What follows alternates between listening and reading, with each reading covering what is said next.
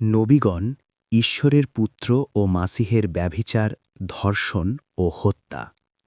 কিতাবুল মুকাদ্দাসের বর্ণনায় নবী রাসূলগণ ও তাদের সন্তানগণ ছিলেন ব্যভিচারী ও ধর্ষক। আদিপুস্তক 19:33-38, 35-22, 38-15-18, 27-30। মদ্যপ আদিপুস্তক 9-20। মিথ্যাবাদী যাত্রাপুস্তক 3:17-18, 5:3, 11:2, 12:35, 1 শমূয়েল 16:1-4। তারা মানুষের মল ও গোবিষ্ঠা ভক্ষণ করতেন। জিহিশকেল 4:4-15। উলঙ্গ হয়ে চলাফেরা করতেন। জিসাইয় 20:2-4। মদ পান করে উলঙ্গ হতেন। আদিপুস্তক 9:20। মূর্তি পূজা করতেন।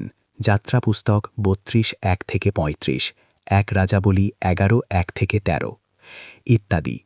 যে পাপের কথা চিন্তা করলেও গা শিউরে ওঠে এবং যে পাপ করতে পাপীও রাজি হয় না, সে পাপও নবীগণ ও তাদের সন্তানগণ করতেন বলে বাইবেলে বলা হয়েছে।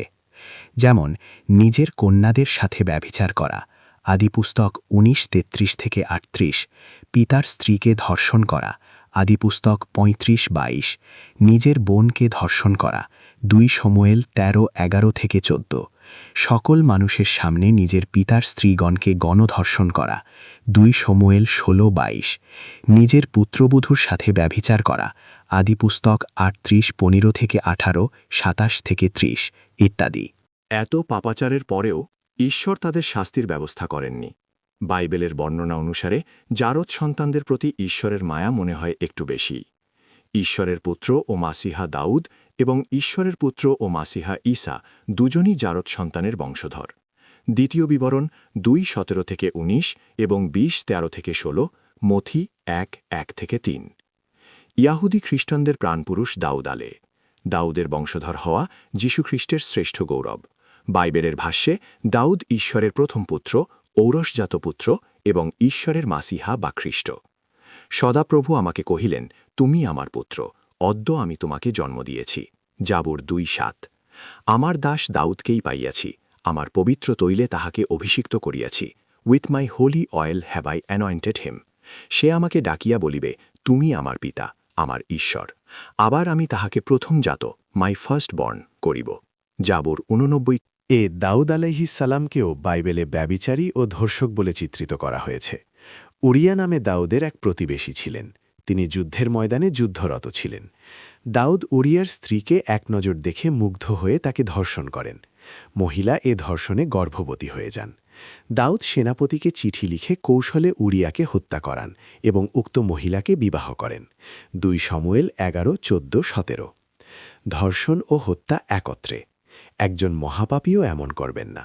একজন পাপী বয়স্ক মানুষ যার অর্ধশতাধিক স্ত্রী বিদ্যমান, তিনি একজন মহিলাকে এক নজর দেখেই তাকে ধর্ষণ করতে ব্যস্ত হবেন এবং তার স্বামীকে হত্যা করবেন। তাওরাতে বিধান ব্যভিচারীকে প্রস্তর নিক্ষেপ করে হত্যা করতে হবে, কিন্তু তাওরাতের ঈশ্বর অপরাধীর চেহারা দেখে বিচার করেন বলে মনে হয়। সম্ভবত দাউদ যেহেতু ঈশ্বরের পুত্র ও মাসিহ, সেহেতু ঈশ্বর দাউদের অপরাধের জন্য শাস্তি দিলেন দাউদের বৈধ স্ত্রীদেরকে। তিনি দাউদকে বলেন, তুমি যেহেতু ব্যভিচার ও হত্যায় লিপ্ত হলে, সেহেতু তোমার সামনে তোমার স্ত্রীদের গণধর্ষণের ব্যবস্থা করব। কি অদ্ভুত বিচার ব্যবস্থা! একটি পাপের শাস্তি হিসেবে আরেকটি পাপের ব্যবস্থা ও ধর্ষকের শাস্তি হিসেবে নিরপরাধকে ধর্ষণের ব্যবস্থা করা। 2 শমূয়েল 12:11-12। ইঞ্জিলের বর্ণনা অনুসারে ঈসা মাসিহ ভয়ঙ্কর সব পাপ ও অশোভন কর্মে লিপ্ত হতেন। আমরা নবীগণের পাপ ও পাপীর শাফাত প্রসঙ্গে তা আলোচনা করব। এরূপ অগণিত স্ববিরোধী এবং অপবিত্র বক্তব্য সন্দেহাতীতভাবে প্রমাণ করে যে কিতাবুল মুকাদ্দস পুরোটাই জাল অথবা এর মধ্যে অনেক জালিয়াতি বিদ্যমান। কুরআন দ্বিতীয় বিষয়টি নিশ্চিত করে।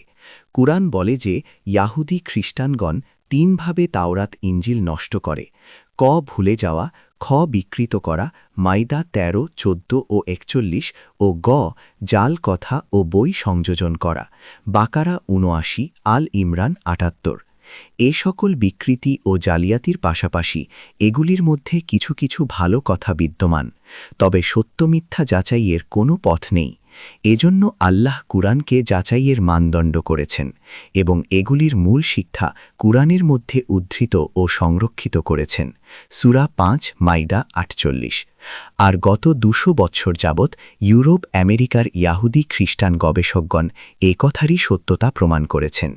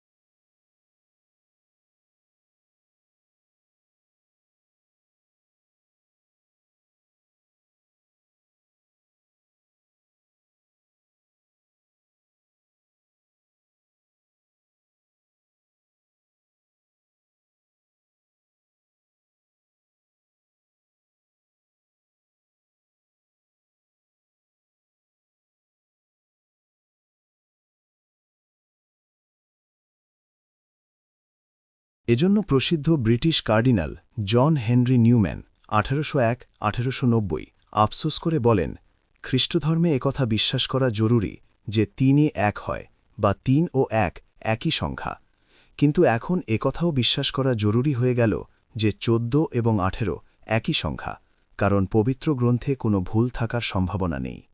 আমরা তার সাথে সুর মিলিয়ে বলতে পারি ৪১ ও ৪২ একই সংখ্যা।